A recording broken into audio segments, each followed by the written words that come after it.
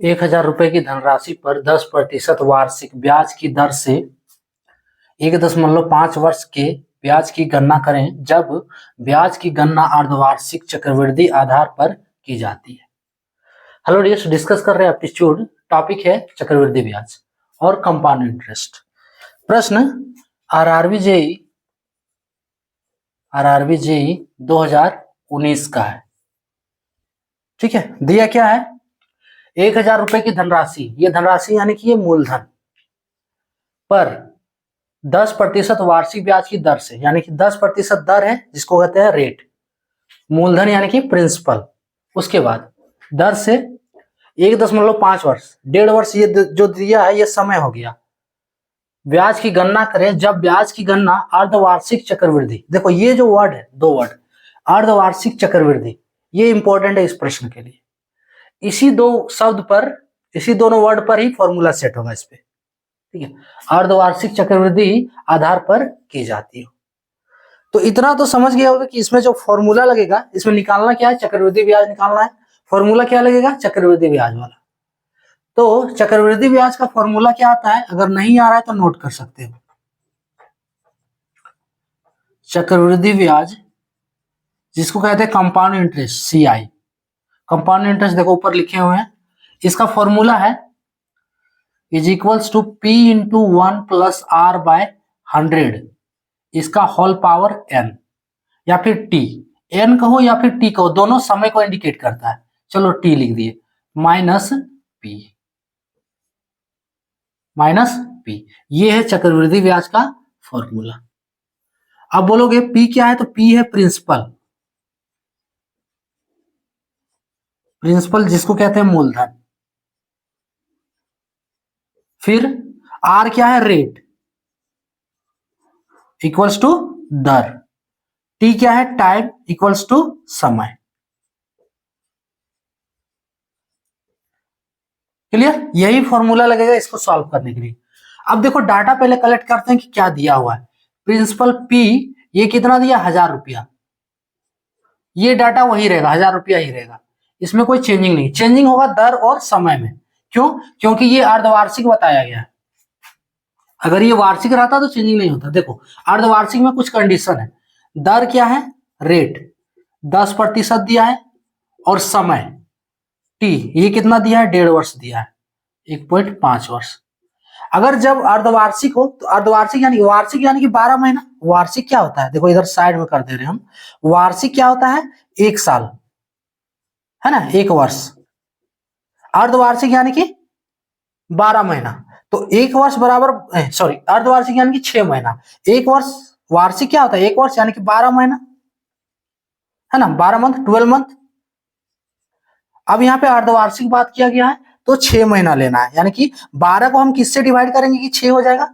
12 को हम 2 से डिवाइड करेंगे तो 6 मंथ मिल रहा है, यानी कि इसे हम 2 से डिवाइड करना पड़ रहा है।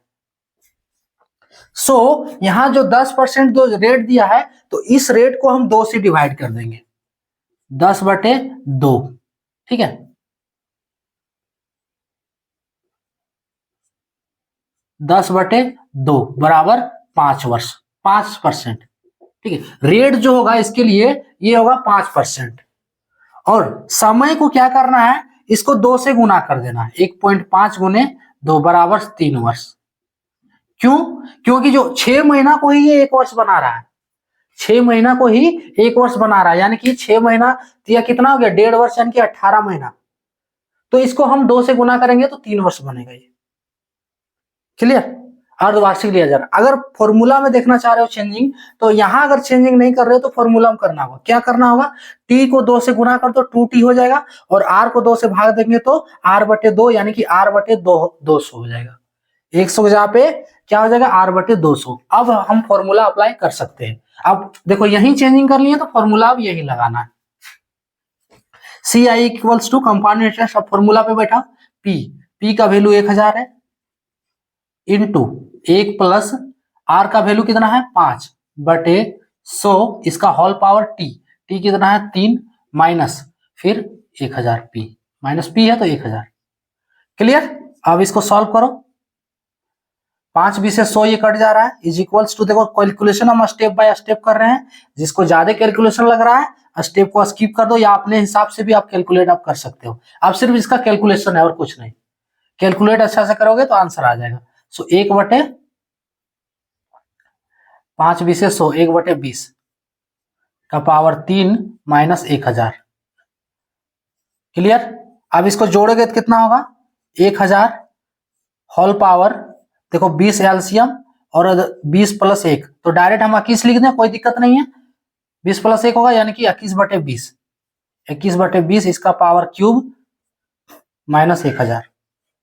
इसको हम क्या लिख सकते हैं, 1000 गुने 21/20, 3 गो होगा, पावर क्यूब है तो 21/20 गुने 21/20 और इसको माइनस 1000 करना है। क्लियर। देखो 1 0 ये कट रहा, फिर 1 0 यहां कट गया, फिर 1 0 कट गया, यानी कि 1000 का काम पूरा खत्म। अब 21 गुने 21 गुने 21, ऊपर 3 गो 21 और नीचे 3 गो 2, कितना होगा, सॉल्व कर लो।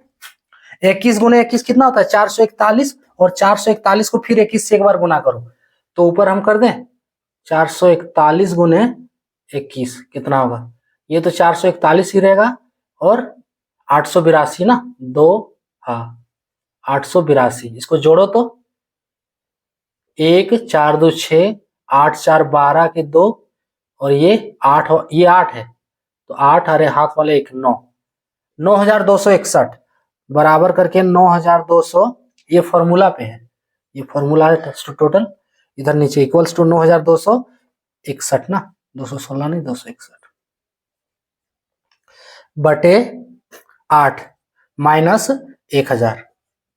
पहले घटा ही लेते हैं, इजी हो जाएगा, डिवाइड करोगे थोड़ा दिक्कत हो सके, तो 9261 ये रहेगा ही, है ना, ये तो रहेगा 261 माइनस 8 को 1000 से तो 8000 बटे 8, फाइनली कितना होगा 1261 बटे 8। अब इसको डिवाइड करो, मिल रहा है कोई वाला, देखो 8 के 8, 4 बच रहा है 46, 8 बचे 40, 6 बच रहा है ना 61, तो 8 सते 56, 5 बच रहा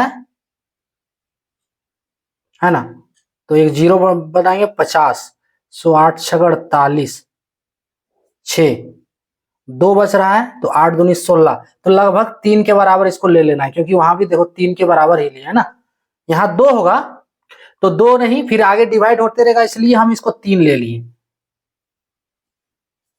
ठीक है, आगे डिवाइड करेंगे, देखो अगर इसको देखना चाहो, इतना नहीं देखना है, हम दिखा रहे हैं, चलो, है ना, 8 दूनी 16, 4 बच गया 625, तो लगभग इसको 3 ले लेना है, क्योंकि ऑप्शन में इस टाइप से कुछ दिया हुआ है, इतना रुपए, साधारण ब्याज जो निकलेगा 157.63 रुपए, ये आंसर जो है ऑप्शन डी वाला करेक्ट होगा, है ना। क्या करना है इसमें, सिर्फ फॉर्मूला लगाना है चक्रवृद्धि ब्याज का, और इसमें एक कंडीशन है, जब अर्धवार्षिक दिया है तो टाइम को डबल कर दो और रेट को 2 से डिवाइड कर दो। क्लियर। उसके बाद क्या है, फॉर्मूला पे बैठाओ, कैलकुलेट करोगे, आपका आंसर आ जाएगा इतना, जो कि ऑप्शन डी वाला मैच कर रहा है, ऑप्शन डी करेक्ट होगा। तो ये था टॉपिक। जय